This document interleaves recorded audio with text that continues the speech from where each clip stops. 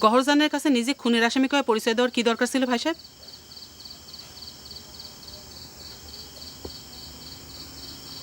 সত্যটা আইজ হোক কাইল হোক সবাই তো জানতোই। সেই জন্যই তো সকলে জানার আগে আপনাকে চলে যাবার কইছিলাম। এখানে আপনার কামটা কি সেটাই তো বুঝতেছি না। সেটা তো আমিও বুঝতেছি না ভাবি, কি করব কোন? এখানে থাকতে আমার কেন জানি ভালো লাগতেছে। আজ অনেকদিন পর কেমন একটা ভালো লাগা আমার মধ্যে কাজ করতেছে।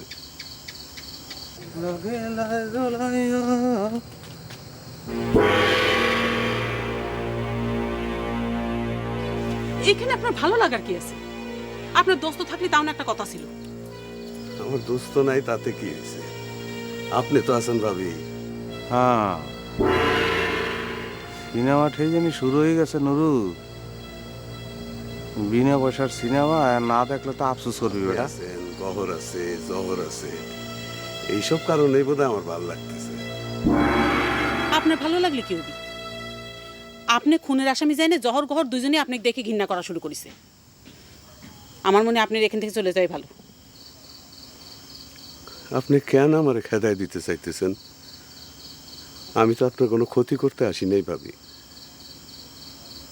কাছে থেকে আমার ফুলের কয়টা দিন আমি দেখা এখান থেকে চলে যাব, কাউরে কিছু বলবো না। আপনি একই কথা বারবার কি জন্য করছেন?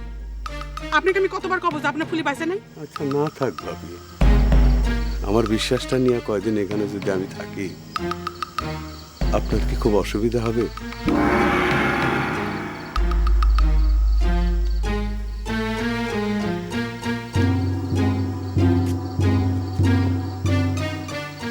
অন্তত আন্তন ছেলেটা সুস্থ হওয়া পর্যন্ত আপনি আমারে খেদায়েন না ভাবি।